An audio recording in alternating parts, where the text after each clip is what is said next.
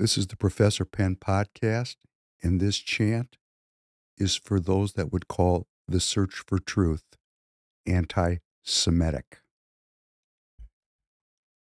Ma tovu halecha Yaakov, mishkonatecha Yisroel, bani barav chostecha voe beitzeyecha.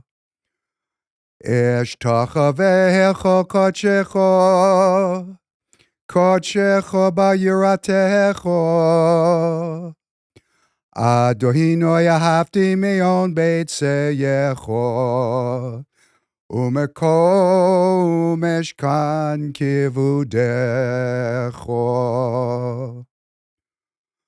V'hani eshtachaveh v'echrawa. Everecha lifnei Adonai otzi. V'ani tifleti elecha Adonai. Eitz rawa watzon. Elohim barav chostecha. Aneni b'yemesh yishecha. Aneni b'yemesh yishecha.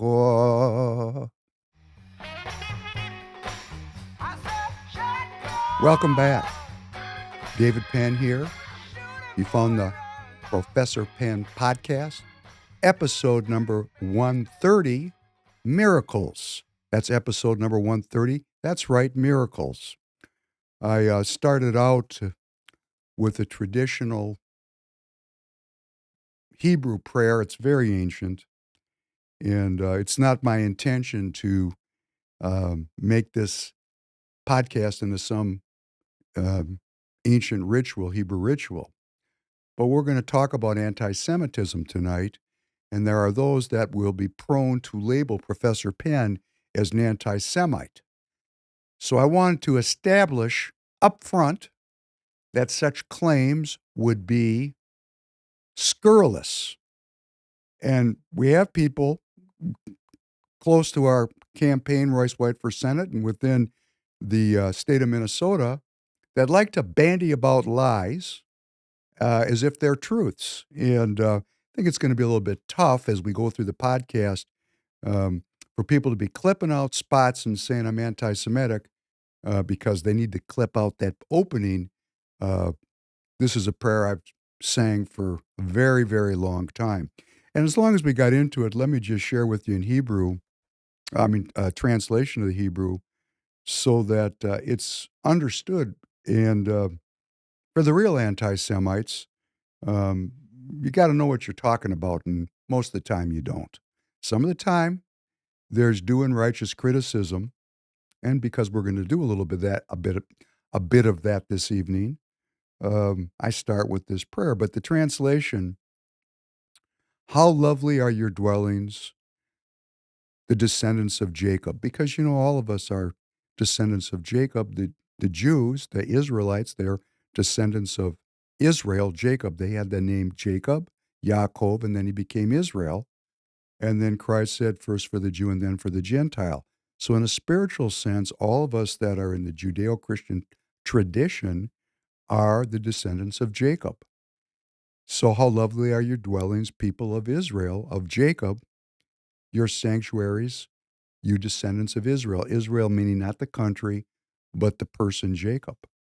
As for me, O God, your great love inspires me to enter your house, to worship in your holy sanctuary, filled with awe for you. God, I love your house, the place of your glory. Before my Maker, I humbly bow in worship. May this be an auspicious time, God, for my prayer. Your love, O God, is great. Answer me with your true deliverance. And this is how people who are in the old way start their day. This is the prelude to the morning prayers. Beautiful. And I sing it as a rebuke to those that would label me anti-Semitic as I work through tonight's script. Tonight's script, boy, I'll tell you, we actually did this podcast. Good morning, Tanner. Morning, David, and Good to good see you. afternoon, everybody. Yeah, we did this same script this last Thursday. Now, this past Tuesday, a week ago tonight, this is July 30th, 7:30 p.m. Central Standard Time. A week ago, we were engaged in campaign activity. Uh, we couldn't do the podcast. We came in Thursday to do this podcast about miracles. And boy, we've never had this happen before. We were blocked internationally. And I must share with you, I'm very careful about this. Every clip, every word is carefully considered so as to not trigger being blocked by YouTube because, of course, this is their platform. We're going to follow their rules. We want to be on YouTube. And we believe that we're one American community. But every once in a while, we find that there's some limits, and we started talking about this miracle that I was identifying, this brush with death that President Trump had in Butler, Pennsylvania, which some of our community view as happenstance, and some of our community view as miraculous. I view it as miraculous. And we were talking about that. We had a beautiful podcast. I thought it was a good podcast, right, Tanner? Yeah, I thought it was a really good one. It was great. Blocked. Yeah. I was shocked. I was out for a walk, looking forward to sitting down at my kitchen table and being in the live chat with you, as I often do, particularly because Mrs. Professor Penn is traveling. So I'm all by myself. I'm just with you. She's traveling this week. So, I mean, I was heartbroken. And I called Tanner immediately. I said, Tanner, what gives? And we had a conversation, and we could have put it up on Rumble. And thank you for those community members that texted in and said, please put it up on Rumble.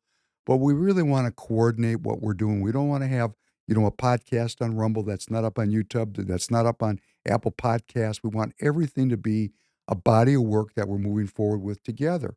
So we opted not to put it up. I'm very unhappy that that's the way it went down. We're going to try it again. And for all I know, we'll show up tonight. We'll get blocked again. Yeah, Could maybe. happen, Yeah, right? and just to paint it to you guys, like David, mostly David. Sometimes I do it. He's kind of taken over the job, but checking out his own videos to make sure that they can play past YouTube for its copyright rules, and the fact that it was okayed a week ago, but then once it was about to go live on episode, that's when it had an issue with the clip. Right. Miracles. The subject of miracles. We're going to go back about it today, hopefully strategically. And we'll remember we're an underground transmission. Sometimes we have to communicate with each other with a great deal of discernment and depth, not subterfuge. We just have to communicate one to another in a way that is authentic, meaningful, and not censored. We don't like censorship. So we had a debate this past week. Was the debate between our uh, candidate Royce White for Senate here in Minnesota.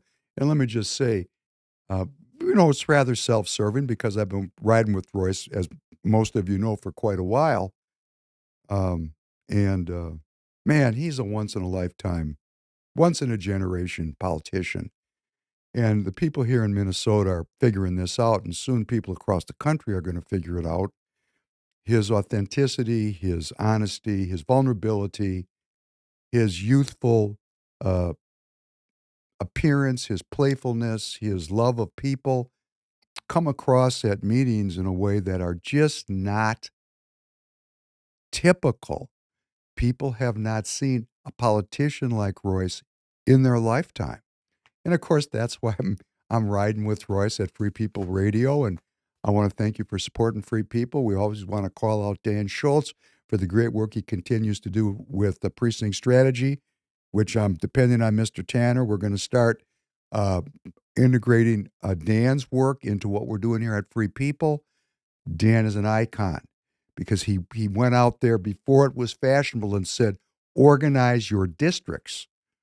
Organize your neighborhood. That is republicanism.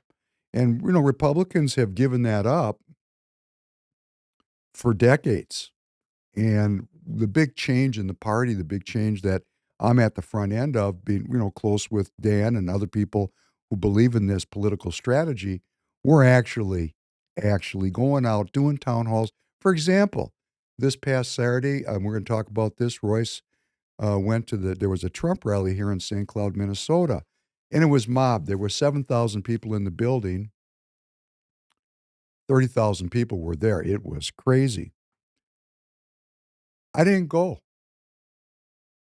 People were surprised I didn't go. Well, for the people that were surprised that didn't see me there, I'll tell you where I was.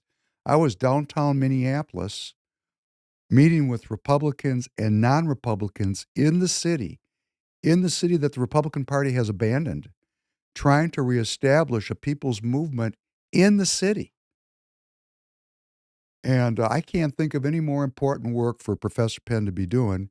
It builds on my father's work, his lifetime of public service as an academic, working in the inner city, working with people. You know, I met a principal. I'm not going to mention her name of a local school, and this school had a very low percentage of Jewish students. I asked her, and very low percentage, and I was shocked because I know it's a Jewish neighborhood, and then I recognized th- the Jewish community are sending their children to private school.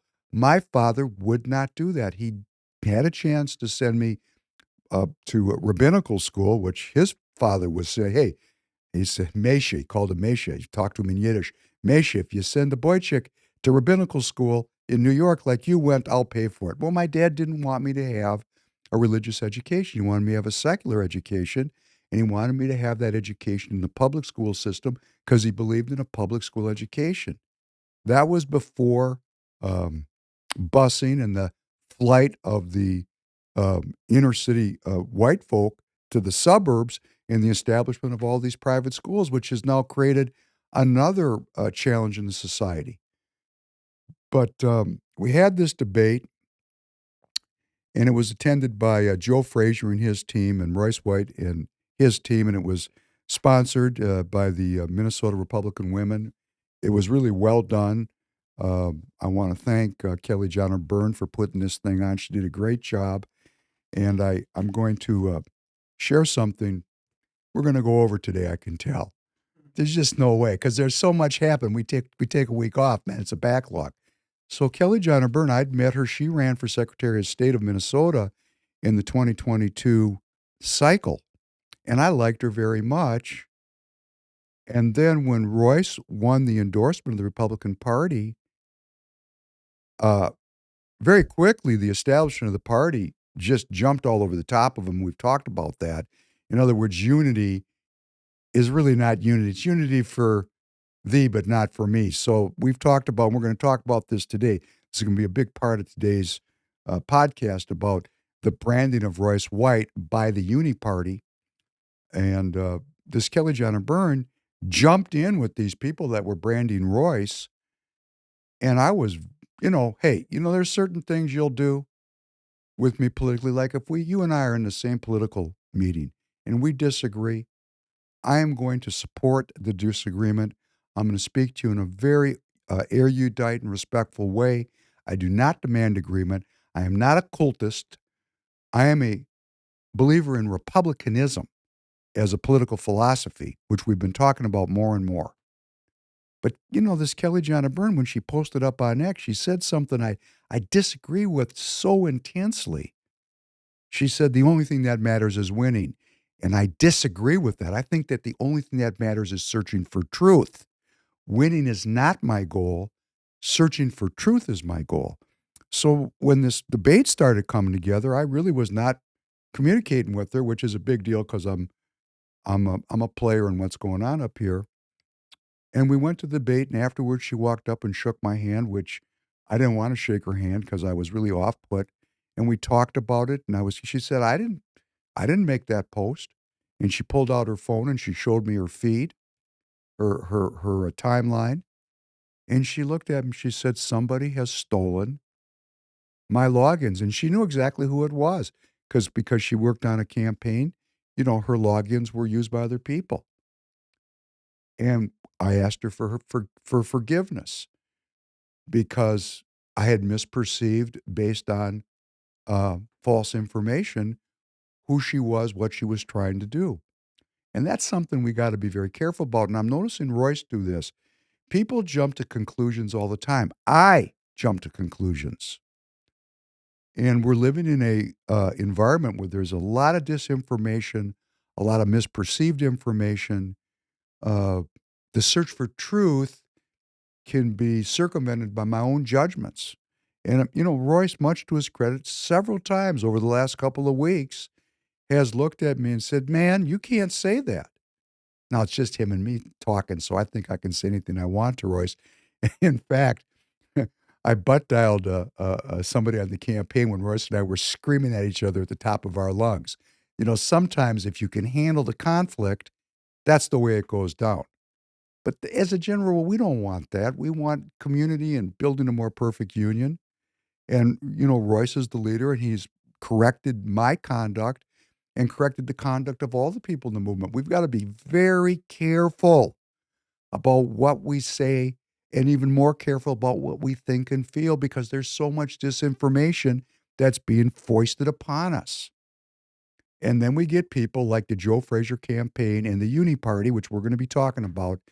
This is why I sang that beautiful Hebrew chant at the beginning, because these people are liars.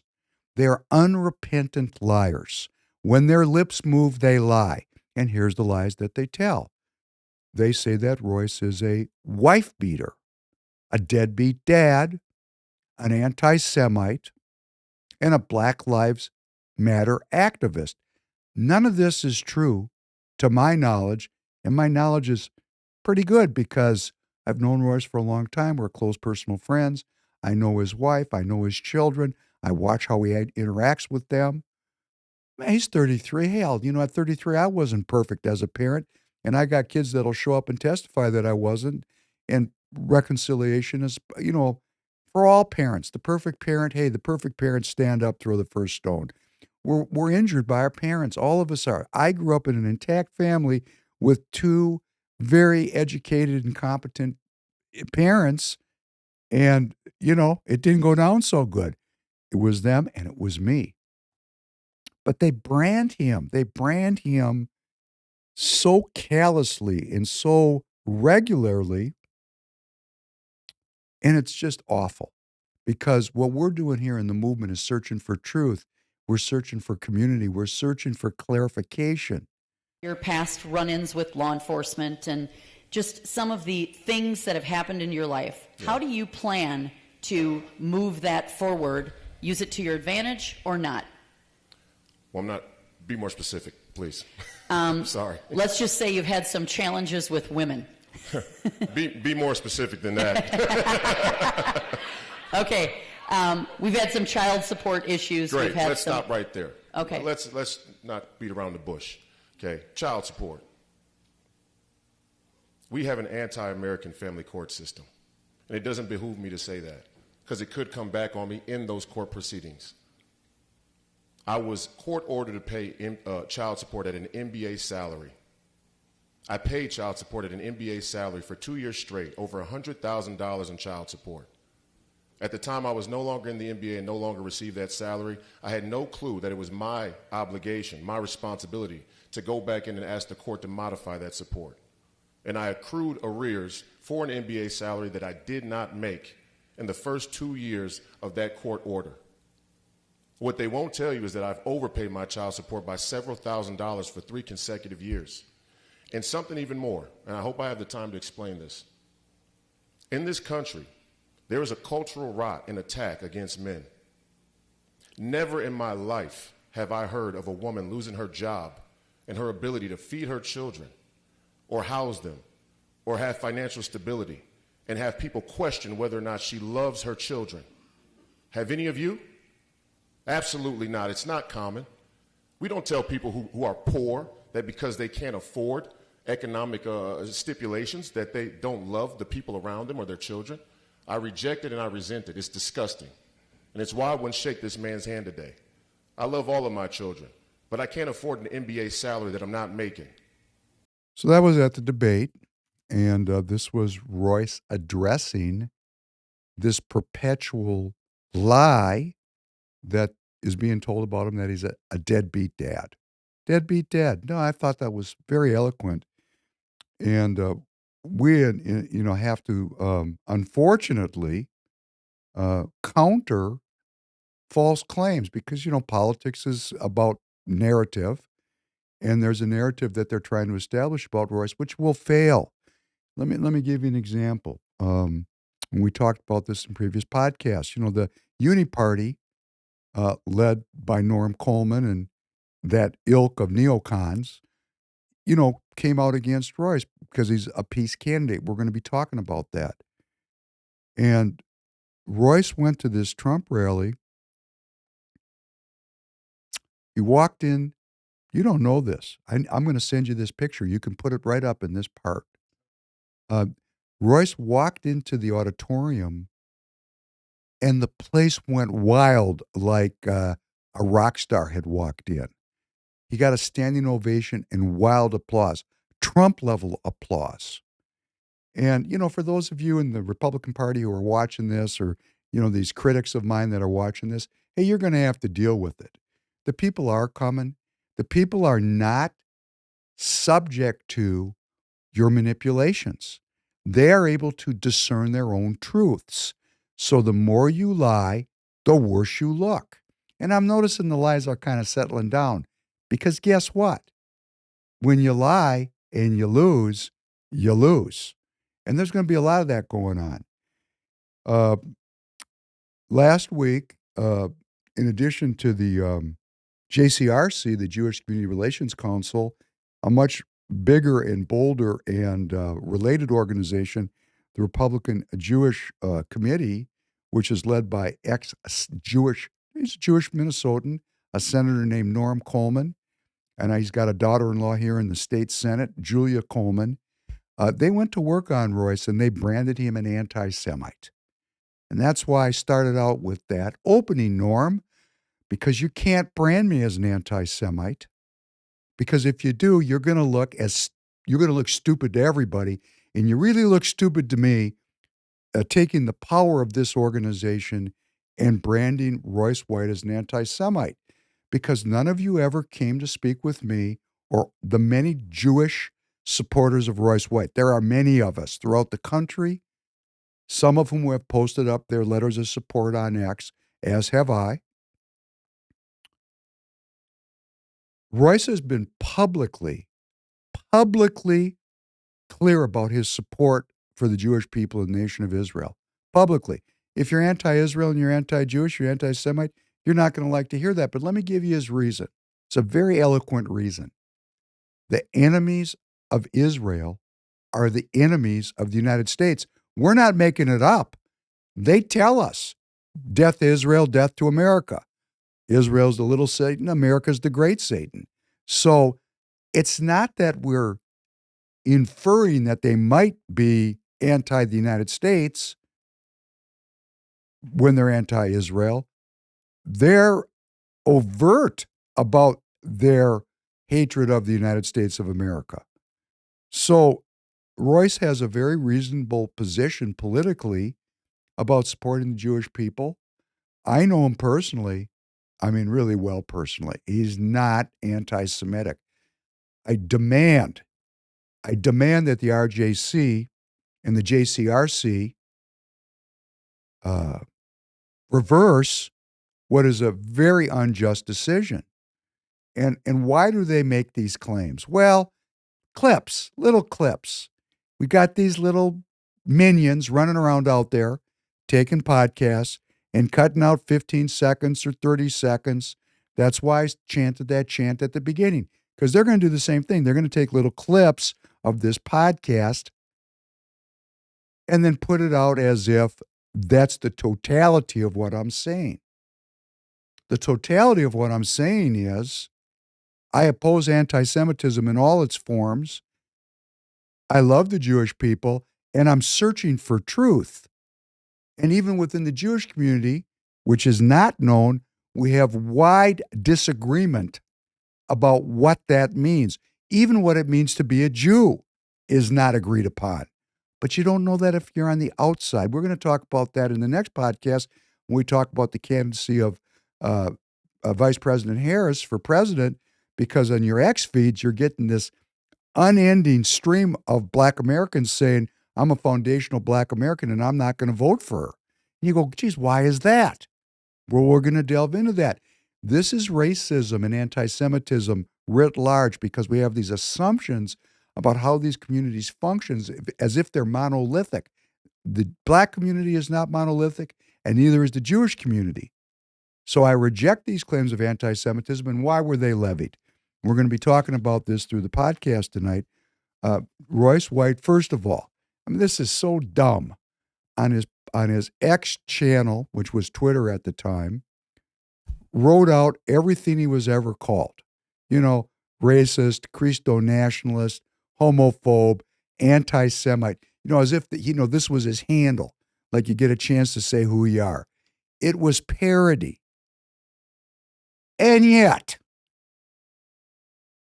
either the 462-year-old white people who read this that have known nothing about social media took this seriously, which only means they're undereducated, or they didn't care about the truth. They knew it was a parody. They knew it was tongue-in-cheek, and they used it anyhow because they're liars. They're liars. They're unrepentant, unending stream of lies come from these people. So that was one thing. He's a self-professed anti-Semite. Yeah, unbelievable. Another thing that he said was that there were Jewish elites. And you cannot talk about the Federal Reserve without being branded as an anti-Semite because Jewish elites have run that institution. And as a matter of fact, Jewish elites have run that institution.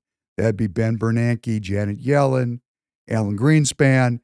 You know, the tenure of the Fed's leadership has been Jewish people that are elite.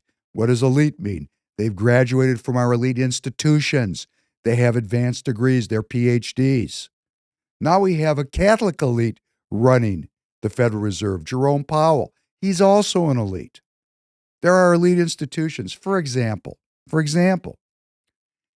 Royce White is an elite athlete. He was drafted and played in the NBA. In the history of the NBA, I think there's only been 5,000. Tanner, do you know? I think there's only been 5,000 American citizens that have ever played in the NBA. Yeah, I mean, I would say that's about right. I guess. Would you say that's kind of an elite group? Oh yeah. Would you say that if you and I went down to the workout club and we decided to shoot hoops, would you say that we're playing on the level that Royce is playing? Absolutely not. So no. We're not really elite basketball players, are we? No. Okay. See, this is the use of language to prevent dialogue. Because I'm going to tell you, I've grown up in the Jewish community.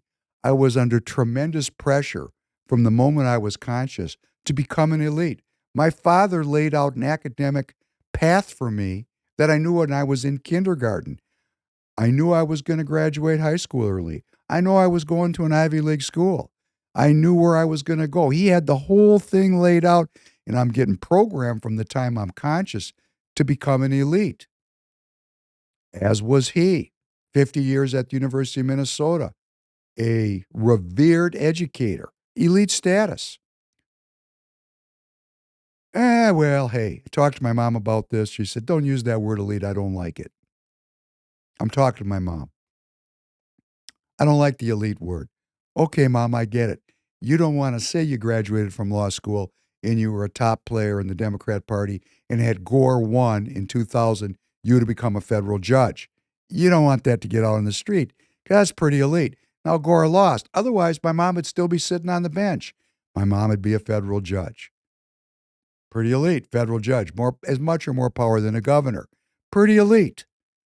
So we're all sitting around the campfire at the local health club, called the Jewish Community Center, sitting around, smoking cigars naked, and everybody's talking about how elite they are when it's just us in the camp by ourselves, when there's no observers.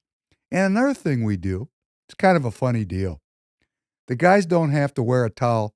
They don't really do this, but the guys wearing towels, they always brag about how much money they give to the Jewish lobby. Because there is a Jewish lobby, which is another reason that Royce was branded an anti-Semite. The Jewish lobby. The Jewish lobby is called AIPAC, the American Israel Political Action Committee. It is the most well-heeled and successful lobby. I mean, 98% of the people they support get elected, which means if they don't support you and they work against you, your career in politics is over. That's pretty effective. That's a Jewish lobby. So Royce used the Jewish lobby. Oh, he's an anti-Semite. Royce used the term globalism. Oh, you're an anti-Semite. So, it's time for the Jewish community to recognize there's a theory called the horseshoe theory, which is there's anti-Semitism on the right and there's anti-Semitism on the left. The most virulent anti-Semitism is now coming on the left. And to this day, most American Jews and Minnesotan Jews, they're American citizens born in this country. Most of them still are Democrat, vote Democrat, proudly so. And let me just delve a little bit into the Jewish identity. I can only make I statements. I, my entire life, felt guilty about living in the United States because, as I've said many times, over half my family was killed in the Ukraine by Ukrainian Nazis, and those that survived by getting out of there. Some of the family went to Israel. Those people carry guns. They fought in wars. They're badass. And my forebears came here to the United States of America, and I felt guilty about it because, hey, I'm Jewish. Why do I get a pass? Why do I get a life of peace and prosperity when my cousins right now today are at war? I mean, I have a friend of mine whose daughter is moving to Israel right in the middle of this. I mean, that's commitment. I'm not saying right or wrong. I'm saying these are facts that we have to sort through as a community. And I recognized that my grandparents that came here, they knew full well about Israel and the Zionist movement. And they rejected it. Yes, they rejected it. In fact, I'm going to read a letter to you from May 17th, 1961, which was only 13 years after the formation of Israel. And I'm going to read this for the Jewish community. Everybody else is probably not going to get this. But this is from Rabbi Joel Teitelbaum, who at the time was leading the Central Rabbinical Congress of the United States and Canada. And he's writing a letter and he says, pursuant to our telephone conversation, we hereby wish to submit to you our message, which we would like you to be kind enough to convey in our name to the governments of the countries which you are about to visit. In the name of the religious leadership of the masses of Orthodox Jews of strict observance in this country, that'd be the United States of America, we wish, in the first place, to convey our gratitude to the respective governments for their granting equal rights and full freedom of religious observance and teaching to their Jewish inhabitants. Being faithful to the government of one's country of residence is one of the basic principles of the Jewish religion, and we have no doubt that the Jewish communities of these countries, renowned for their devout piety, will fully live up to this sacred principle and will not yield to the influence of propaganda from abroad. In other words, they're not Marxists, because the rap on, the Jewish people on the right-wing anti-Semitic side is that Jewish people are bringing Marxism and they're Trotskyites bringing a foreign ideology into the United States of America. And in fact, the Republican Party resisted the immigration of Jewish people tremendously and violently, which is why the Democrat Party, practicing proto-identity politics going back into the 20s, 30s, and 40s, embraced Jewish immigration, embraced Catholic immigration, and that's why to this day, Jews and Catholics still overwhelmingly vote Democrat, even though the Democrat Party is secular with no interest in faith, people of faith. That's not who they are. But this Teitelbaum continues. We are therefore sure that the governments of those countries will not allow those communities at large to suffer on account of individuals who might have yielded to foreign influence. In other words, if Jews are promoting communism, in the United States of America. They don't represent the pious, the faithful, because communism is an anti-God ideology. And I've said on the podcast before, to be a communist, a Marxist, a socialist, a liberal is a rejection of Judaism.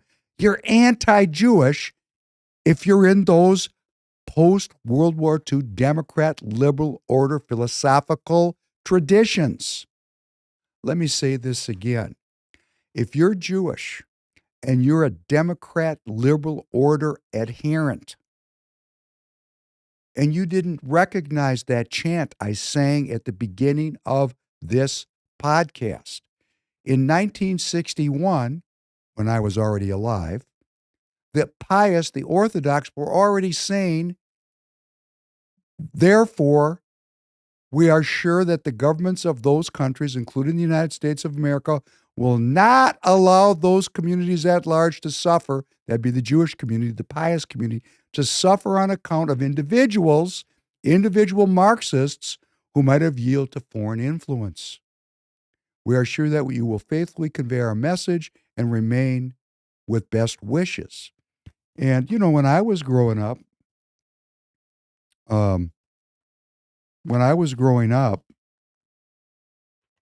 my very religious family was opposed to the nation of Israel, was opposed to it because it was a violation of religious tradition and law. They were opposed to it because the formation of Israel was a Zionism, was a Zionist state, which was a socialist state, which had its roots in Marxism, which is a rebuke and a denial of Orthodox Judaism. Because in Marxism, there is no God. In Orthodox Judaism, everything is about the search for truth. So, when you have a faithful candidate like Royce White or Professor Penn that's trying to serve my community, and you start branding people as anti-Semitic that actually have faith, whoa, and we got these people in the Fraser campaign, they're doing this every time they open their mouths, every time. Wife beater. I know Royce's wife. I'm not in their house with them, but they sure seem to love each other. And then somebody even said in his campaign that he's living with his mother like he's some kind of a failure. No, his mother's living with him and he's helping her in a very traditional way, like I would help my mother and my father, and I hope my children help me.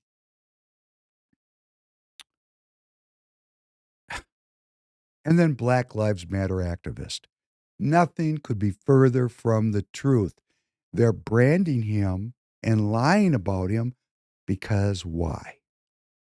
He's an exceptional candidate, an exceptional leader, and he's preaching an anti-war ideology. And we're living in a war machine.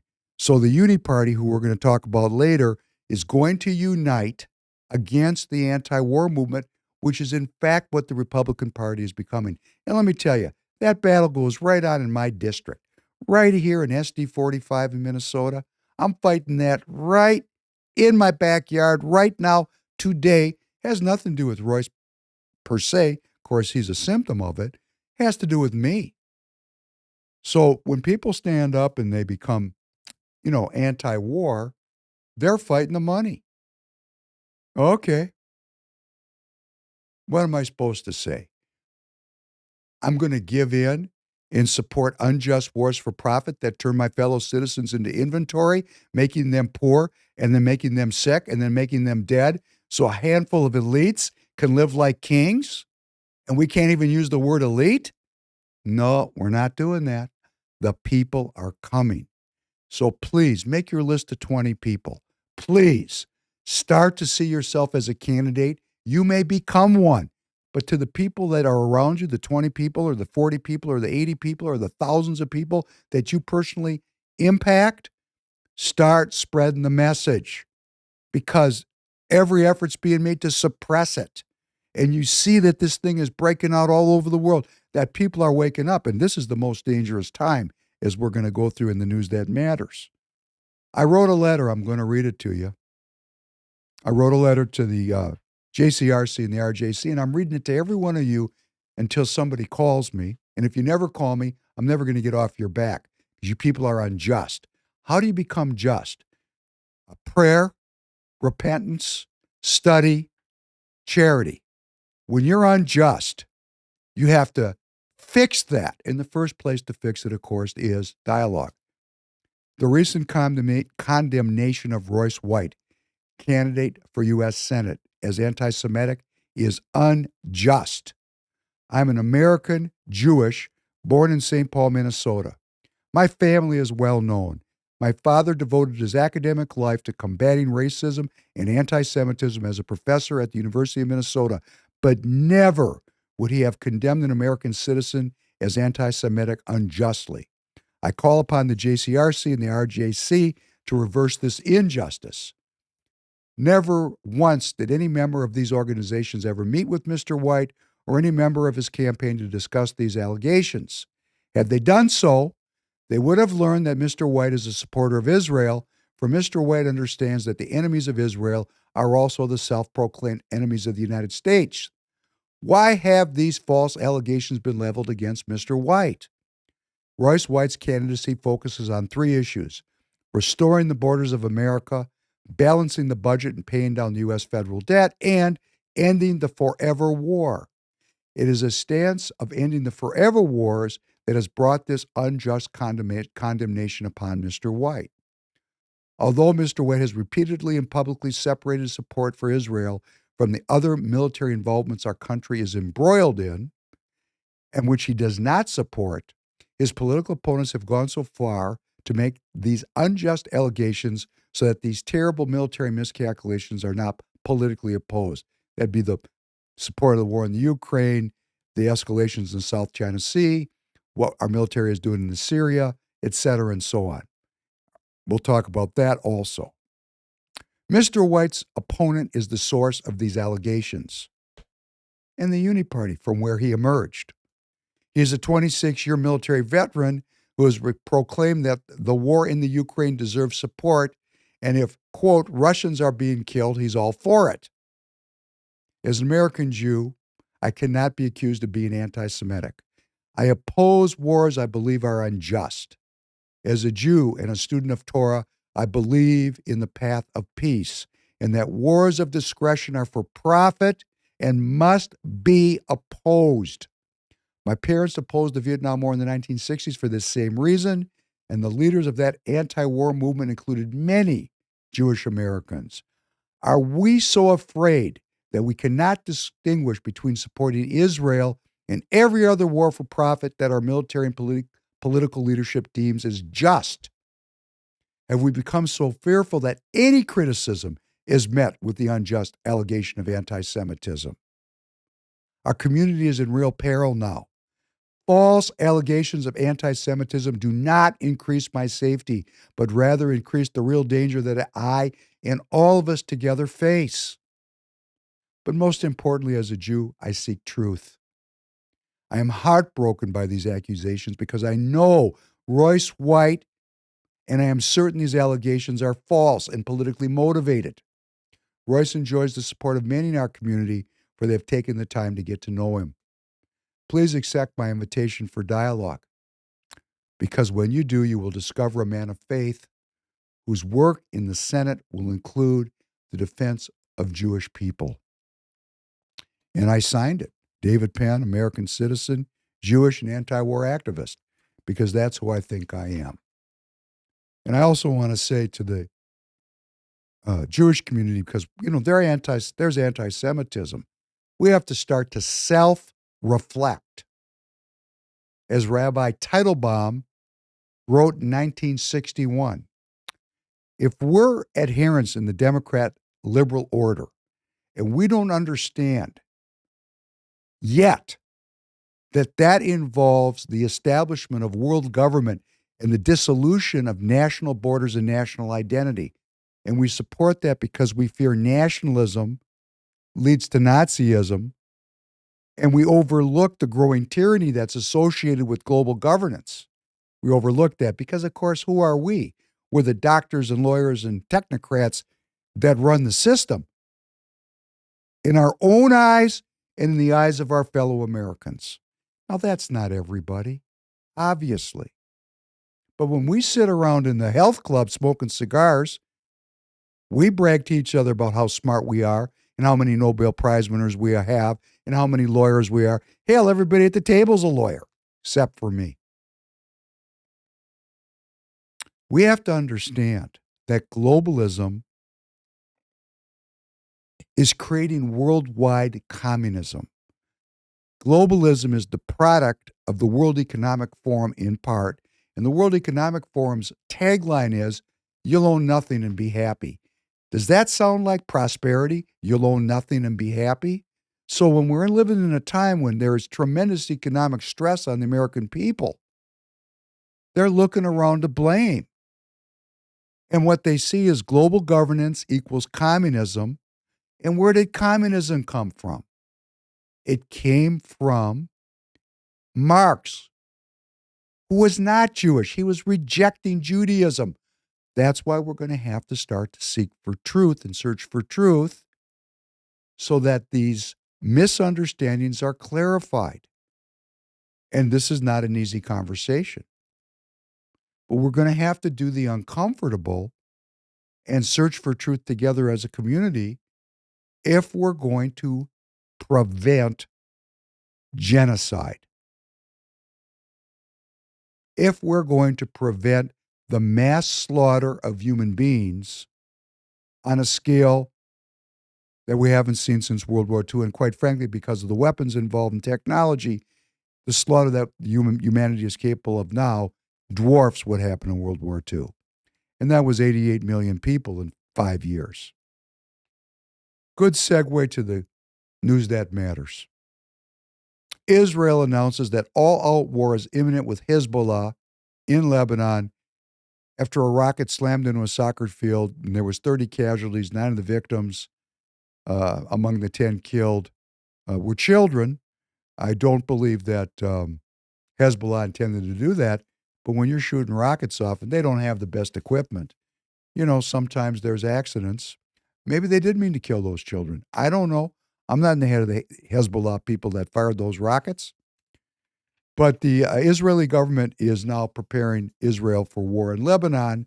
So there's going to be a two-front war, and there's actually a multi-front war breaking out in the Middle East. And, we American citizens, we're on the front lines of this. We need to understand we are on the front with modern technology, modern weaponry. Hey, it's not like it's over there and we're over here. It ain't going to go down like that.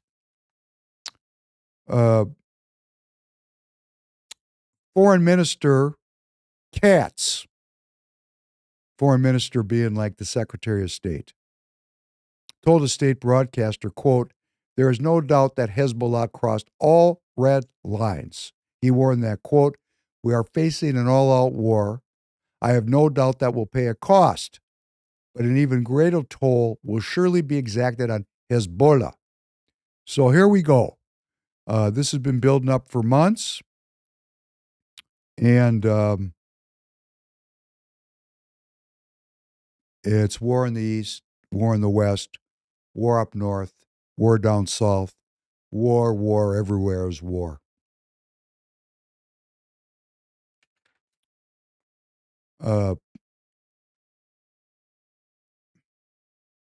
Now, Prime Minister Netanyahu appeared here in the United States since I saw you and addressed a joint session of Congress.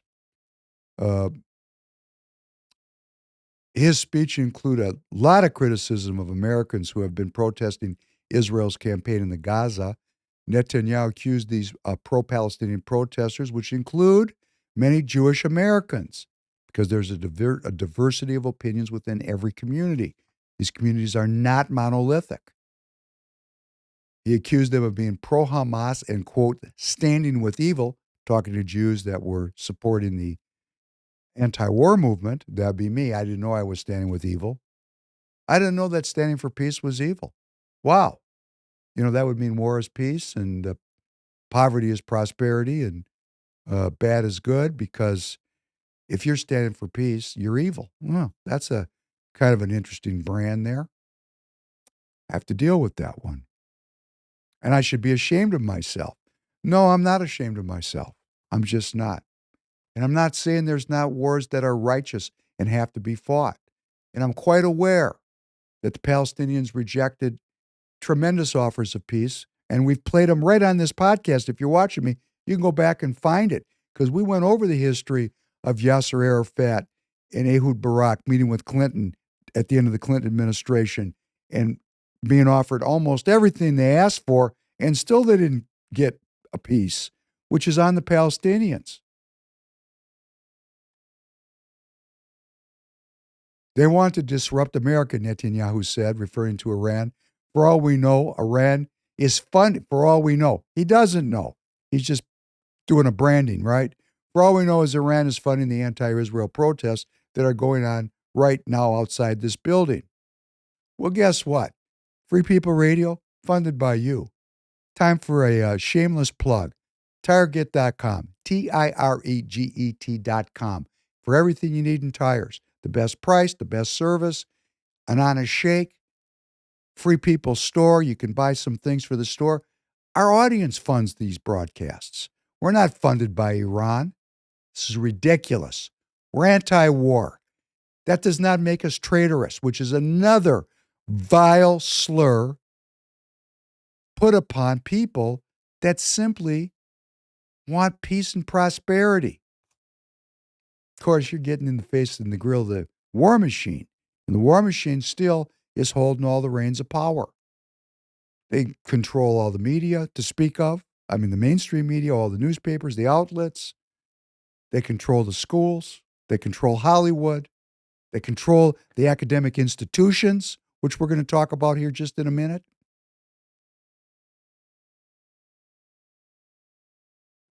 About half the Democrats didn't show up. Why? Because the Democrat Party, to my fellow members of the Minnesota Jewish community, is virulently anti-Israel, and many of them are anti-Semitic. Where are you going to go? If you've been watching my podcast, you hear me say the people in the Republican Party that are anti-Semitic and racist and homophobic, get out of this party. Go join the American Nazi Party when you belong. We practice republicanism as laid out in our Constitution. We don't want to change the formation of the Constitution. We don't want to eliminate the Supreme Court or the Electoral College. We want to maintain republicanism, which protects minority rights, as Rabbi Teitelbaum was asking people to remember, respects minority rights, and rejects the tyranny of the majority, which was derived from the divine right of kings and the corruption of the church. That's what republicanism is. Republicanism is the philosophy which freed the people from the tyranny of hereditary monarchy. That's what republicanism is. And guess what? The monarchs are back, rebranded as the New World Order, the Democrat Liberal Order. And there they are, right on display. And if you're Jewish and you're educated, you're smart enough to see it. Even a hardcore leftist like my mother is starting to go, whoa, this is getting a little weird. The abridgment of freedom of speech, the anti-Semitism that's broken out on the left. Forget about the support or non-support of Israel. I'm talking about virulent anti-Semitism. We got to get back to the republicanism that underlies our foundational documents. And we got to get back there in a hurry. In a hurry. And that's what Royce White represents, a politician that comes out of a philosophical and ethical framework about human rights, about human beings as spiritual entities, about abrogating the belief that human beings are inventory, that are managed. We're going to talk about that a little bit too. Well, could you please play number 2? Please play number 2. The Israeli military has struck Houthi targets in western Yemen in response to a drone attack claimed by the rebel group in Tel Aviv on Friday. The IDF said several military targets were hit in the western port city of Hodeidah. The Houthi-run government in the capital Sana'a said oil storage facilities had been hit as well as a power plant. A spokesperson for the Houthis slammed what he called blatant aggression by Israel and said there would be a response from the Yemeni armed forces. Israel's Prime Minister Benjamin Netanyahu said Hodeidah was not an innocent port, adding that it's the main entry point into Yemen for weapons from the Houthis' main backer, Iran. Saturday's attack comes after the Houthis claimed responsibility for a drone strike on Tel Aviv on Friday morning that killed one person and injured 10 others. The Houthis have repeatedly launched drones and missiles towards Israel throughout the 9-month war against Hamas, claiming to be doing so in solidarity with the Palestinian people. So there was a drone that killed an Israeli citizen and injured some Israelis. It was a drone launched from Yemen by the Houthis. And, you know, hey, they got some military technology, but the Israelis have the best, most modern American manufactured military kit. And they tore that port a new asshole. We have no idea how many people died. We showed that picture. That would be called a disproportionate response. And let's remember what war is. Wars, you know, we used to fight wars. Humanity, was about chivalry and honor. You know, two knights would get in a circle and they'd fight off with swords, and that became the duel. Like Hamilton and Burr, they paced off 50 paces and they shot at each other. And there was some pomp and circumstance to the whole thing. It was limited. I mean, how many people can you kill with swords? I mean, you can kill a lot, but it's not like with nuclear-tipped ICBMs. And what we're seeing in Israel is that American military equipment, its application, dwarfs what the Muslim groups have, be it Iran or in Lebanon, Hezbollah, or the Houthis, the Gazans. They don't have what it takes, and they're being destroyed by American military equipment. And as it looks to me, as a American looking at what's going on, it seems to me like let's slip the dogs of war. There doesn't seem to be any governor on this behavior.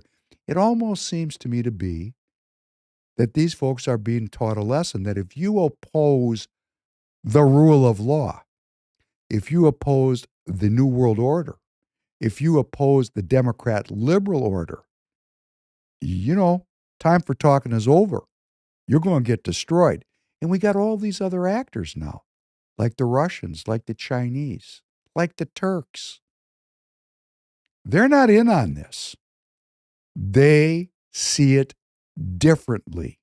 Right, wrong, or indifferent. I'm not here to get into a moral or philosophical conversation. I'm here that in the terms of this war that's growing in intensity and scope every minute of every day and has every chance of engulfing every citizen in this country, and I mean engulfing them in flames, it seems like people don't agree with each other. And it seems like there's no mechanism to sit down and talk about it. Why is that? I thought we Americans were just and righteous. But our government is not even engaging in dialogue with the Russians, for example, or has very minimal dialogue left with the Chinese.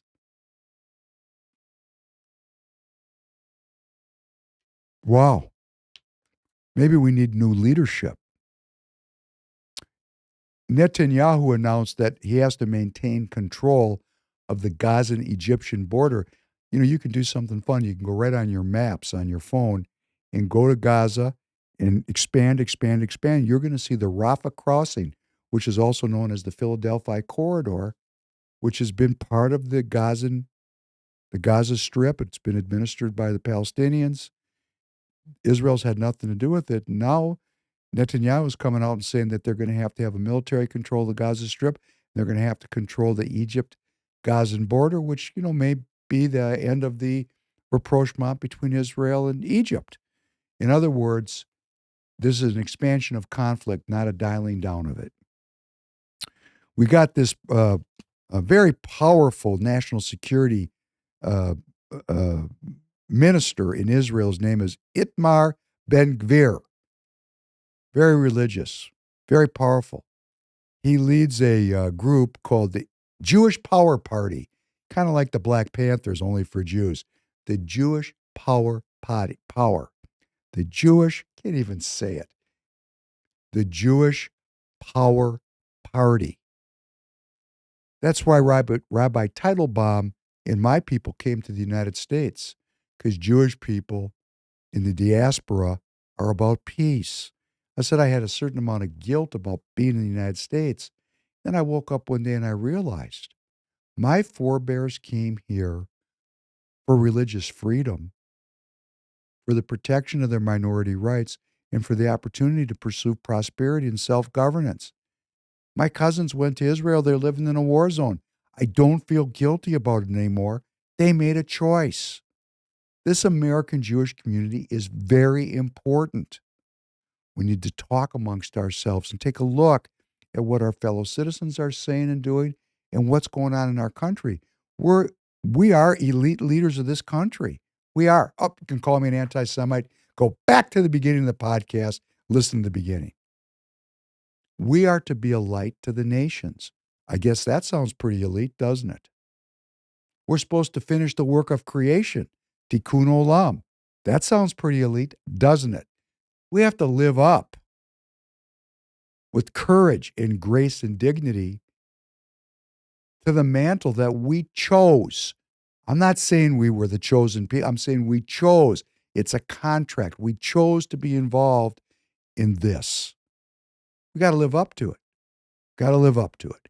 You got to walk the walk. Talking the talk and then being hijacked by the military-industrial complex and falsely accusing people is not walking the walk. That's something else. This gets into what the Jewish identity is. A real Jewish person could not falsely accuse another human being. It would be a violation of religious tradition, right? This Ben-Gvir went right up to the Al-Aqsa Mosque, which stands adjacent to the Western Wall, where there's been a long-standing agreement that Jewish people could go there, Christian people could go there, but it's where the Muslims pray. Yeah, he went and prayed there. Basically, he said, you know what? Screw you people in the horse you rode in on. It's the Jewish Power Party. Power to the people. Okay, well, what people? And then he said something here very interesting. This is a quote. Of course, this was in Hebrew. That's why I'm not playing it, but you can find it on YouTube. I am praying and I'm also working hard so that the Prime Minister, Netanyahu, will have enough strength not to fold and to go on to victory, to add military pressure, to stop their fuel, to win, he said. Ben-Gvir went on to the most important place for the state of Israel, for the Jewish people to pray, for the hostages to return home, but without a reckless deal, without surrender. So to Ben-Gvir, peace is surrender. You know, there's a lot of arguments to be made on both sides of this football. Got to sort through it. And of course, this is radicalizing Turkey, this situation that's going on. Because Beijing, the Chinese are coming out and supporting the Palestinians. What a surprise. Moscow, the Russians are involved in the Middle East with a long-term security agreement with the Syrians, as we've talked about. And the Turks are looking at all this. And you know, I've been to Turkey many times. And the Turks, when they lost in World War I, they lost their Ottoman Empire. And they were retreated back down into Turkey, gave up all their lands, which they had for centuries. And the colonizing powers, British and the French, made the Sykes-Picot Agreement, and they divided up the former Ottoman Empire amongst themselves, which, hey, there was oil. You know, up from the ground came a bubbling crude. For those of you that have never watched the Beverly Hillbillies, probably we need to play that because it's cute. Anyhow, they divided up the Middle East right after World War I. Sykes-Picot Agreement, and from the perspective of the Muslims who had been divided, if you take a look at the map of the Middle East, maps that don't have straight lines. They don't follow natural barriers and boundaries and rivers and mountain ranges. It doesn't follow that. Those maps were drawn by British ethnographers specifically to divide communities, and the primary divide is Sunni and Shia, and then there's all these tribal divisions, and then there's the Armenians, and there's the Kurds, there's all these groups. Some got countries, some didn't get countries. They intentionally fostered hatred and self-hatred so that they could rule the region and extract the resources at very low cost. And the Suez Canal was their way of extracting resources from the Far East and saving time and money, getting that ill-gotten gain back to the mother country, and then returning quickly because there was a lot of loot to rob. And if you look at our country where we have Democrats and Republicans, that's like Shias and Sunnis, and we have all this tribalism because when you undermine citizenship, you revert to tribalism, and you can see how we're acting with each other, quite tribalistic. You get ruled because, united we stand, divided we fall, and we're taught to hate each other. So if you want to look at what's happened in our country, look at what happened in the Middle East. And ask yourself who did that. And who did that? When I say British ethnographers, that'd be PhDs. Those were PhDs of anthropology and sociology. They'd used their skills not for the benefit of mankind, but for the benefit of the British Empire. Oh, they were on the payroll, baby. And who are all these people working for academic institutions, making $150, $175, $200,000 a year to work 6 hours a week? Who are these people that spread identity politics and Marxism and every vile thing that could come out of our universities and do every day of every week that they're in session? Same people. Now they're just conquering the United States by creating tribalism. And I'm not going to fall for it. That's why I was in downtown Minneapolis. Everybody in the Republican Party was up enjoying President Trump's appearance, and I was down in the city of Minneapolis trying to organize people so that we don't have division, so that we have real unity. But Turkey's watching all this, and Turkey is it's a Muslim nation. And Turkey is at the crossroads of the world. They are the connective tissue between East and West. And for decades, when Ataturk took over after the destruction of the Ottoman Empire, there was a great leader there. His name was Kemal Ataturk, and he said, "Boy, why did we lose? Why did we lose? Oh, look at how the Westerners do it. They have great technology. Our technologies suck. They got great educational systems. Ours suck. We're teaching our people to be Muslim, and they're teaching their people to be scientists and making weapons. Hey, if we're going to defend ourselves, this is a dangerous world. We're going to adopt the Western system." And he took Turkey out of the Muslim world and made it a European yearning nation. And Turkey is the second largest military organization in NATO, and it's armed to the teeth. And I have a friend of mine there I haven't seen for quite a while because it's too dangerous to go back to Turkey right now. First time I met him in Winnipeg. We were at a beautiful restaurant. His name is Agus. Agus looked at me and said, "There's 80 million Turks, and every one of us is willing to die today for Turkey." I said, "Whoa." And then he said to me, it was cute, he goes, "I go to Israel all the time. I sell all kinds of stuff in the territories to the Palestinians." In other words, he was letting me know that he knew Professor Penn was Jewish, and as long as we were making money together, it was all good. That was a long time ago. That was about 2019. Maybe it was 2018. It's not so cool now. Turkey is tilting east every day in spite of sanctions that have been put upon the Turks by the U.S. government because Turkey has started to buy military hardware from the Russians that it was not allowed to acquire from the United States, advanced anti-aircraft systems. For example, they wanted to buy our Patriot missile batteries, but they wanted to manufacture them in Turkey, which would have required a technology transfer agreement. Our government didn't trust the Turks enough to do that. They wouldn't do it. So they just bought S-400 systems, the top Russian anti-aircraft technology, and that led to a real big breakdown. But what do? They're the second largest standing army in NATO. And of course, what's the other part of the problem? And we've talked about it. Our military, when they went into Iraq in 2003, only found one ally, and that was the Kurds, because the Kurds are the group that never got a country. And their country aspiration spans Turkey and Syria and Iran and Iraq. That's where the Kurds live, and there's a lot of Kurds. And let me give you a blast. A lot of them are Jewish, and they've been involved in a long-term civil war with the Turks in eastern Turkey, and there's been a lot of Turks killed. So when our military went into Iraq, and our only reliable ally was the Kurds, and we started arming the Kurds, the Turks went crazy because we're allegedly allies with the Turks. Now, this happened rather organically. Our troops were in Iraq. There was a huge fight there.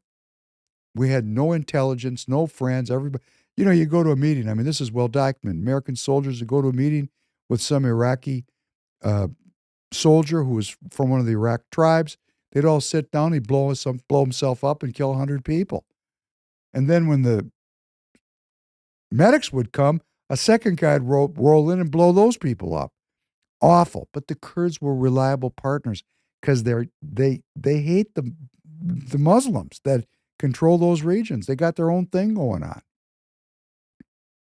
Drove the Turks mad. So our government, and the big proponent of an independent Kurdistan was, guess who? That was President Joe Biden. This guy, his impulses on foreign policy, awful. He really supported a process that has led to the alienation of the Turkish people. The Turkish people, 90% of them dislike the United States. Over 60% of them support Russia. And the Turks and the Russians have fought direct war after direct war. Just a few years ago, it was flip-flop. The Turkish heart longed to be involved with the Europeans, and the Europeans rejected the Turkish attempt to become part of the European Union. So that, the Europeans and the Americans have been rejecting the Turks. And the Turks finally said, okay, what do we got over here in the East? So they're an observer state now in what's called the Shanghai Cooperation Organization. So Turkey's playing both sides of the football. And if you look at their country on a map, they're on both sides. Turkey is the football. That's the link between East and West. So this is, really intense. But President Erdogan of Turkey came out and said that if this war continues, he's going to attack Israel. Well, that's pretty heavy duty. So the news is not good. The news is not good. And we've got a university here, Carleton College. And I was, in fact, admitted there with a full scholarship, I think, in 1975. Didn't go. My father had deeper aspirations for me. Carleton is reputed to be our best private school here in Minnesota. Maybe our top two. The other one's McAllister. I got into both of them. Didn't go to either. And, there's a professor there. His name is Stephen Shire, and he published a editorial in the Star Tribune, our local newspaper, the newspaper that brands Royce White an anti-Semite. So this guy's a professor, allegedly learned. The title of the editorial piece was, "Looking for Good American Leadership? Here are 4 examples of leaders who would not drive us. Here are 4 examples of leaders who would drive us forward, not apart." The uni-party. And who did he have on the Republican side? Oh, boy, kind of unbelievable. It was Nikki Haley and Senator McConnell. And he's portraying these people as being good, when in fact, they're the primary proponents of the status quo. And what is the status quo? The status quo is $4 trillion every year for military and medical. And we're all getting poorer every day as our government perpetually pursues this uni-party goal. And we're going to talk about that in a second. So I just have to say that when we send our children to our elite academic institutions and the full professors there talk about, here's 4 examples of leaders who would drive us forward and not apart, and this is what our kids get for an education, they're not being educated. You can put this up as I'm talking. I went to the homepage of the APAC Political Action Committee. That would be the American Israel Political Action Committee. And right on their homepage, you got 3 Democrats and 3 Republicans. The 3 Democrats, Speaker of the House Mike Johnson, Majority Leader Steve Scalise, Majority Whip, right here from Minnesota, Tom Emmer. I thought they hated these people and were working against them. Democrat leader Hakeem, the wise one, Jeffries, our superstar in the making, Democrat Minority Whip Catherine Clark, and the caucus chair Pete Aguilar. Here they are, the 6 of them, right on the homepage of APAC, that elite lobbying organization that if you mention it, you're an anti-Semite. So when you clip this out, I'm just going to put up what I did at the beginning of the podcast. I suggest you don't do it because you're going to look stupid. All I'm pointing out here is the people that are allegedly working for our interests on the Republican side, or if you're on the left side watching this and you think that Hakeem Jeffries and Catherine Clark and Pete Aguilar are Democrats, hey, look at the company they're keeping. These people aren't Democrat or Republican. These people have their own thing going on. And their thing is to make sure that $4 trillion funds the military and medical industrial complex every year. $4 trillion. And what's the profit on that? Well, let's just say it's modest. 30%. That means $1 trillion, 0.2. It's probably 40%. $1.6 trillion goes into the coffers of the companies that the government is aligned with to pursue military and medical goals. That make our government fascist because our government has champion businesses that it's aligned with that it funds. It funds business. That's not republicanism. That's fascism. Who's fascist? You can call the Republicans fascist? Hakeem Jeffries, Catherine Clark, and Pete Aguilar are standing there with the leadership of the Republican Party, funding companies that pursue war, that specialize in war, that specialize in death, that don't enhance the well-being of the American citizens, don't enhance the prosperity of the American citizens, except if you got a 401k and an IRA. Oh, then that profit that comes off of that $4 trillion that we're taxed to, produce for the government, the lucky people that have those investment accounts, not my friend Tanner, he doesn't have it. He's just paying the tax. But if you're one of the 50% of the people that have the stock, you're in on the stock scam, you're looking at your phone and the stock's going up every year, 20% a year. You're going, wow, this thing must be working great. But I want to remind you, it's working great because we're deficit spending $2 trillion a year. The debt's now $35 trillion, and it's just going to keep going up because debt enslaves the people. And because large numbers are hard to understand. Here's one you're going to like, Tanner. If you happen to be a wealthy man and you had longevity, nay, I say immortality, and you were alive at the time of Jesus Christ, and you saved $1 million every single day since the birth of Christ till today, you didn't save $1 trillion yet. That's how big that number is. It's a big number. And we got $35 trillion in debt. But never fear. Your net worth is the guarantee of this debt. And one day, and that day may never come, but one day you may be called upon to do a favor for your country. And that favor will be you will donate all your net worth to your government in a moment of crisis. It's called a bail-in. You can go read about it in the Federal Reserve notes.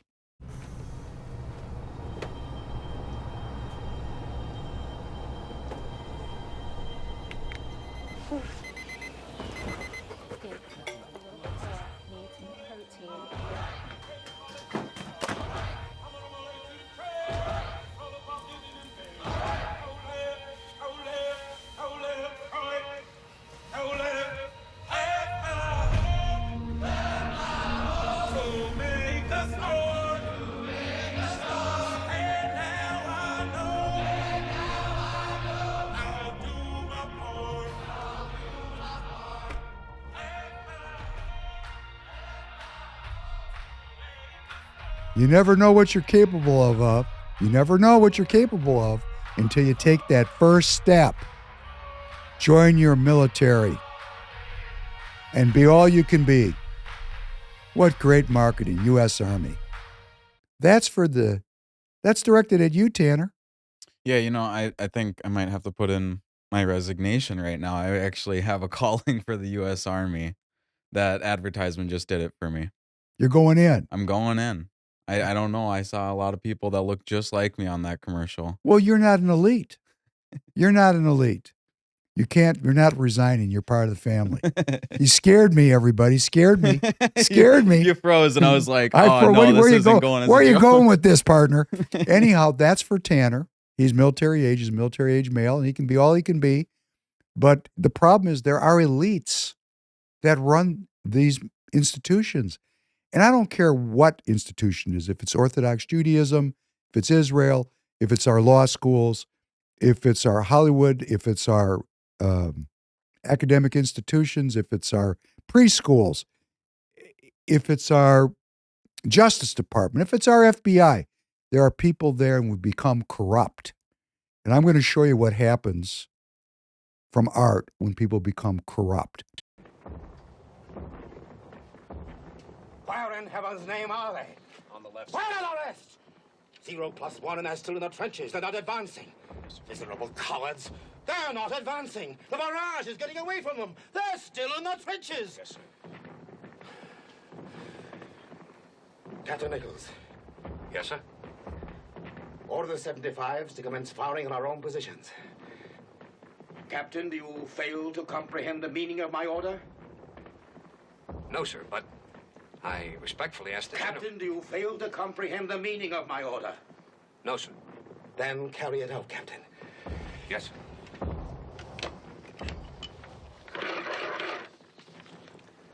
Hello, Polygon. This is Division. Batteries 1 and 2 commence firing on coordinates 32, 58, 78. Batteries 1 and 2 to commence firing on coordinates 32, 58, 78. Over.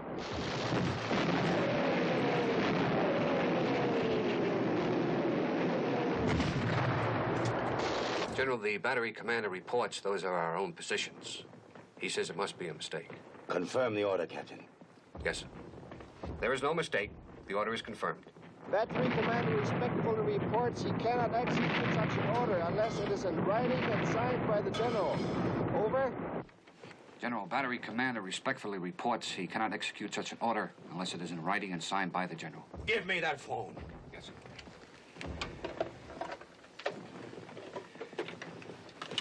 General Miro speaking. Battery commander speaking, sir. The troops are mutinying, refusing to advance. Fire as ordered until further notice. With all respect, sir, you have no right to order me to shoot down my own men unless you are willing to take full and undivided responsibility for it. Captain Russo, are you going to obey my order? I must have a written order before I can execute such a command, sir. Supposing you're killed, then where will I be? You'll be in front of a firing squad tomorrow morning, that's where you'll be. Hand over your command and report yourself under arrest to my headquarters.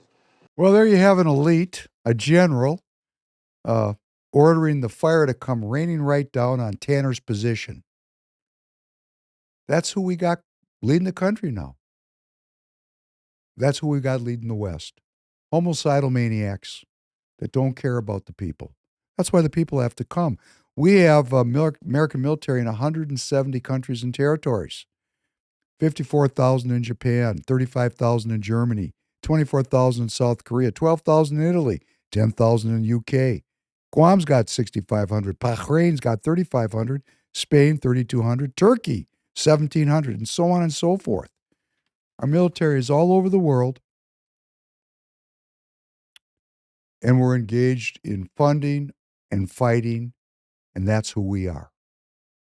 That is not republicanism. That is not what the framers of this country intended for the people of this country. We've been hijacked by the Democrat liberal order. It infects half the Republicans, the Democrat liberal order.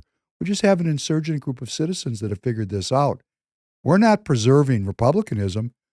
We're preserving democratic liberalism. And look what it does. It says that we know what's right all over the world, and if you cross us, we'll kill you. That's not Americanism. That's not republicanism. That's perverse. And we have a president that's jumped up for all of his flaws and shortcomings, like every man and woman, a feet of clay. And he says something that's so wonderful. I will make the world peaceful. I don't know how many people hear that. That's the only thing I hear because he's the means to an end, the end being peace. President Trump, win or lose, is a lame duck. We have a new generation of leaders coming forward. We have to make America America. We are not a global governance. We are American citizens, and that citizenship has value, and that value only has meaning if we have peace. We're so far from our roots, we don't even know where we are. That's why we're doing the podcast. That's why I play that ad because, I respect all the military members. But look at these crazy homicidal maniacs that they have to serve under. And if you sit them down and you talk to them, they'll have plenty of stories. Might have to have a few beers with them, loose them up a little bit because, telling the truth is tough.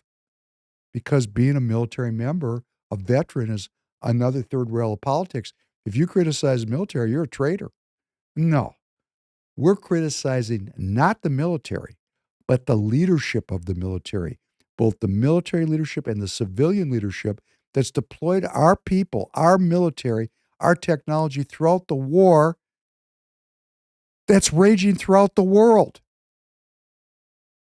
We're not going to do that. So, Donald Trump steps up, starts talking about peace. And if you look at his first administration with all of its shortcomings, we didn't have major wars. We did form the Abraham Accords, that we the people. There was a proto-peace movement in the Middle East. There was a lot of good things happening. He had a good relationship with President Xi, talks about it. He even had a good relationship with Kim Jong-un in North Korea. He had a relationship with Putin. What do they say about him? Oh, he's a Putin toady. He likes dictators. No, he doesn't like dictators. He believes in dialogue.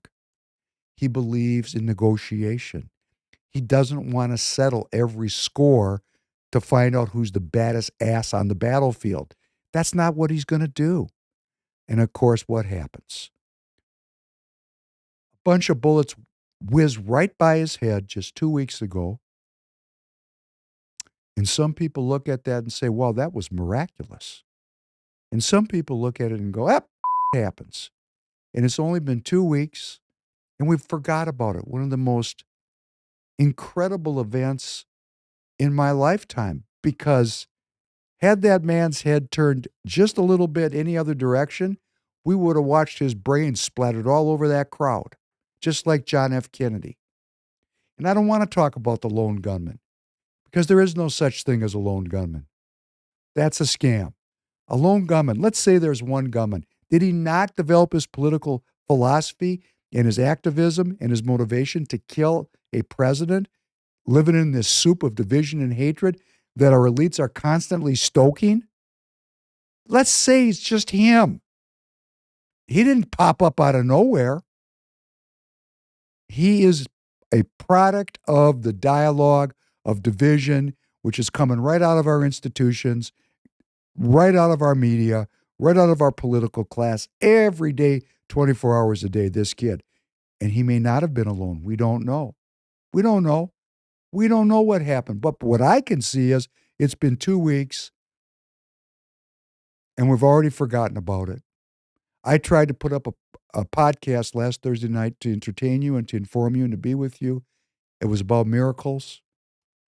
And I was blocked worldwide. And I wanted to talk about a scene from a movie called Pulp Fiction that was filmed in 1994 that was written and directed by an American scriptwriter and actor named Quentin Tarantino. And Tarantino, I know some of you are going to say he rode with Harvey Weinstein, and Harvey Weinstein produced Pulp Fiction, and that's all true. And this guy could be completely perverse. I don't know. But I know that when he burst on the scene in the early 90s was the first time we had authentic dialogue, the way people actually spoke when they were sitting around in the health club or sitting around at the diner. The The dialogue, the script writing was real. It was hyper-realism. We hadn't had that first time. Now we're used to it now because he influenced generations of script writers. So if you're young, you're going, what was that? We'll go back. Have you even heard of Pulp Fiction, the movie? Yeah, I've heard it talked about a lot. Have you seen it? No, Oh, just great. bits and pieces. Add it to the list. Yeah. So there's this whole movie's about this idea of miracles, the whole movie. And as many movies are. And we identify with the protagonists and we see the miraculous in ourselves by seeing miracles played out on the screen. It's a special environment. We go into a theater. And that's another thing. We're watching our movies at home on our devices now. That's not the same as going into a movie theater. There's a lead up. It goes black. The curtains open and you're immersed in this movie in a way you just can't be at home on a small device. It's just not the same. And we didn't even have those small devices. I remember in 94, I went to see Pulp Fiction with my father, and it was mind expanding. Some of the things in that movie I never thought of before. And there was, but the essence of the movie, and there was many themes. That was another thing that Tarantino brought to movie making, that there could be many themes. It was not one tracked in terms of its intent from a thematic perspective, and it also wasn't linear in terms of time. And that was a new thing. This guy was brilliant, a genius. But for me, the main theme was about miracles. And there's these two criminals, part of a mafia. Vincent Vega was played by John Travolta, and Jules, played by Samuel L. Jackson. And they were sent to collect money that had been stolen by a young kid and his crew because their boss was in the drug business. And in the scene, which spanned different cuts throughout the entire movie because the timeline wasn't sequential. Samuel Jackson and John Travolta, they killed this kid. They shot him to death. And it's just a powerful scene. And there was one of this kid's co-conspirators hiding in a bathroom, and he came out and he unloaded a hand cannon on Jules and Vincent, and he missed them at close range. Hard to miss at close range when you unload a revolver. And we're talking about revolver distance, 5-6 feet, hard to miss. And Vincent Vega and Jules look at themselves, they're not shot, and they, point their guns and they kill this kid. And then Jules goes back and looks at the wall, and there's these shots, and he says, "We should be dead, my friend." And Vincent Vega looks at him and goes, "Yeah, maybe, happens." And Jules says, "No, don't go by this. This was a miracle." And Vincent says, "Well, would you like to continue this theological conversation in the car or in a prison cell?" So that scene ends, and they go about their way. And there's all this other script writing because it's not sequential. And the last scene of the movie, Jules and Vincent are in a coffee shop, which was actually the first scene of the movie. You got to watch this movie. If you don't know Pulp Fiction, like many of the other movies I've mentioned, like Casablanca, The Godfather, if you haven't seen them, these movies are actually part of our collective unconscious here as American citizens, because this issue of being shot at and you should die, and there's some reason why it doesn't happen. Many military members know about this. I've had a gun pointed in my face, and I lived to tell the story. And you go, well, what was that? Was that a serendipitous event, or was it a miracle? Was it a miracle? And they go into the coffee shop at the epilogue scene, and Jules and Vincent are sitting in a booth, and Vincent's got a big stack of pancakes and sausages, which he's just enjoying because they almost got killed. And Jules, Samuel Jackson's character, he's just sitting there, has a cup of coffee and a muffin. And he's far away in thought. He's thinking about what happened to him. And Vincent says to him, "Thanks a bunch." And he offers Jules some of his sausage. Hey, you want a sausage? And Jules says, no, man, I don't eat pork. And Vincent says, are you Jewish? You got to love Quentin Tarantino, right? Goes right for the Jewish identity. And Jules says, no, man, I ain't Jewish. I just don't dig on swine. Why not? Jules goes, well, they're filthy animals. I don't eat filthy animals. This is all comedy that humanizes the conversation and draws you as the viewer into this table. It's such an entertaining scene. You got to go watch it, because what Quentin Tarantino is he's setting up the real deal about what this movie's about. They go on talking about pigs and dogs and are they dirty animals, and Jules says, I don't eat dog either. And Vincent goes, yes, but you consider a dog to be a filthy animal. And Jules goes, I wouldn't go so far as to call a dog filthy, but they're definitely dirty. But a dog's got personality, and a personality that goes a long way. And Vincent's hilarious. He goes, so by that rationale, if a pig had a better personality, he'd cease to be a filthy animal. And Jules cracks a joke. He goes, we'd have to be talking about one motherfucking charming pig. It'd have to be the Cary Grant of pigs. The two men laugh. I mean, they're setting up, they're bringing you in a non-threatening way, in a comedic conversation. And Vincent says, well, you lightened up a little bit, man. That's great. And Jules says, I've been sitting here thinking. I'm thinking about the miracle we witnessed. And Vincent says, that's the miracle you witnessed. I witnessed a freak occurrence, just like President Trump. Was that a miracle or a freak occurrence? Because this has been a theme in our collective consciousness going back to day one. Do you know what a miracle is? And Vincent answers, it's an act of God. And Jules asks him, what's an act of God? I guess it's when God makes the impossible possible. I'm sorry, Jules, but I don't think that's what happened this morning. Don't you see, Vincent? That doesn't matter. You're judging this the wrong way. It's not about what. It could be God stopped the bullets. God changed Coke to Pepsi. He found my car keys. You don't judge like this based on merit. It's whether or not what we experience was an according to Hoyle miracle is insignificant. What is significant is I felt God's touch. God got involved. But why? That's what's with me. I don't know why, but I can't go back to sleep. Because in 1994, when this movie came out, we didn't know what was going on. We didn't know what the truth was. Now we know. We know why this miracle occurred. At least I know why.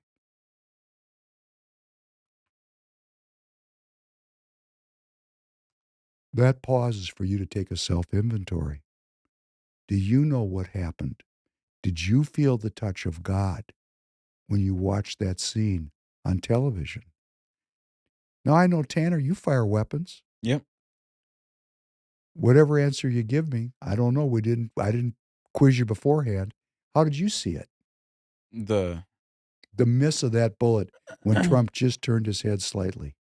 I would say miracle. I guess I would have to admit that I don't think I am seeing it as a miracle like you are, but yeah, the timing was there. The one side, at least from the side of like shooting a weapon, I think it's crazy that he even grazed Trump. That's nuts to me because the sight he was using and everything, at least from the information we have, that's a hard shot. But him, yeah, just it's the split second of how quick it all happened. Him turning his head, there was something else it was just pure luck. Because Trump.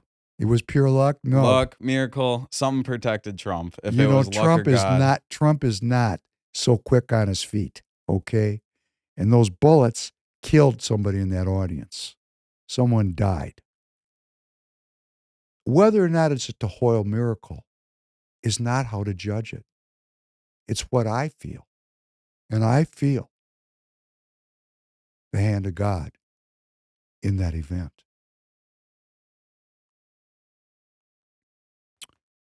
By faith, in the name of Jesus, this man whom you see and known was made strong.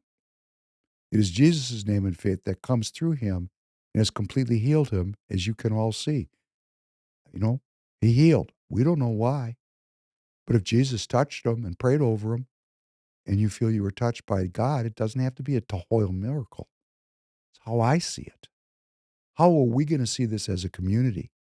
How do we see George Washington going across the river, shrouded in fog, in a miraculous attempt to save the revolution? Is that a miracle? Or is it just a foggy night? Well, it's how we see it. Do we see the hand of God in our lives? Or do we not? Well, that believes in whether or not we believe in God. If we walk by faith and not by sight. That's what it depends on. And that's exactly what the New World Order wants to take away from me, my faith. They want to replace my faith in the unseen world with my dependency on the world of technology. That's what we're doing here. So to not see the hand of God, to see it as a technique, is to play right into the hands of the people who will send you off to war as inventory. He is the one you praise. He is your God who performed for you those great and awesome wonders you saw with your own eyes. See, the Jewish people, we have this thing called Passover. And we remember every year the Exodus from Egypt. And there's signs and wonders. There was the 10 plagues that came upon the Egyptians. They were miracles. The parting of the Red Sea, miracles. The freeing of the people, a miracle. Now, this is a long time ago. It'd be very easy to say that they revolted and left. But we have a mechanism called the Seder, where every year we pray about this and remember collectively, if we're faithful Jews, the miracle of the Exodus. So instead of resenting our bondage, we praise God for freeing us. It's a miracle to the people that believe who are Jewish. Whether you're Jewish or you're a Gentile who believes, those are miracles. We believe in miracles. We believe in God. We have faith in God. It's part of republicanism. That's why our Constitution acknowledges a creator that granted us unalienable rights. It's not granted by technology or the state. The whole point of the document is republicanism. You take the God out of the program, doesn't work so well. But our founding fathers were so genius, they allowed American citizens to do so. To worship or to believe any way they wanted to, because that was the essence of republicanism. What they didn't forecast was Marxism that would use that freedom to destroy the very republicanism that allowed Marxism to be in the country. That will be discussed on Thursday. I am the Lord, the God of all mankind. Is anything too hard for me? What Jesus did here in Cana of Galilee was the first of the signs through which he revealed his glory, and his disciples believed in him. Jesus replied, "What is impossible with man is possible with God." So I just want to say in closing, we live in the time where we're going to have to define this each one for ourselves. We're going to have to rely on technology or faith. It's just a time of choosing. There can be balance. I say on this podcast many times, I'm not anti-science. I'm not anti-technology. I'm pro-human. I'm pro the idea of a creator that grants my rights, not a state.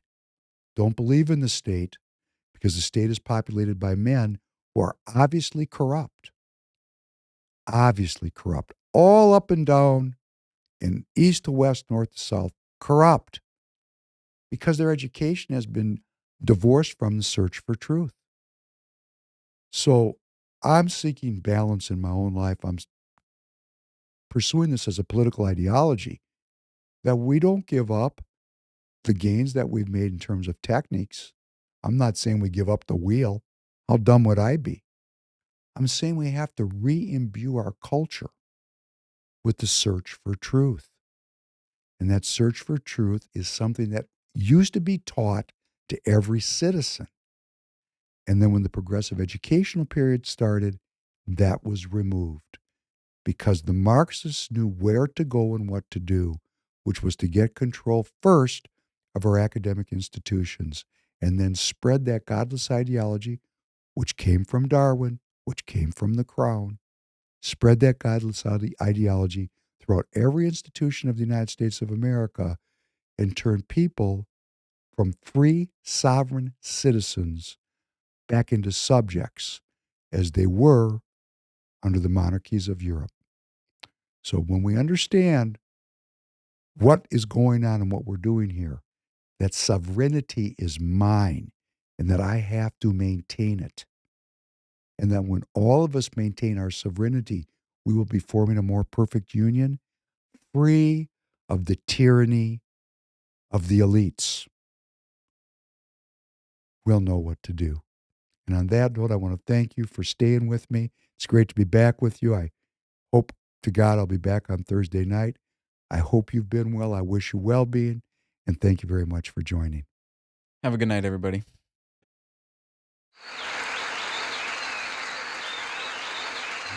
Get down, get down, get down, get down, get down, get down, get down, get down, get down, get down, get down, get down, get down, get down, get down, get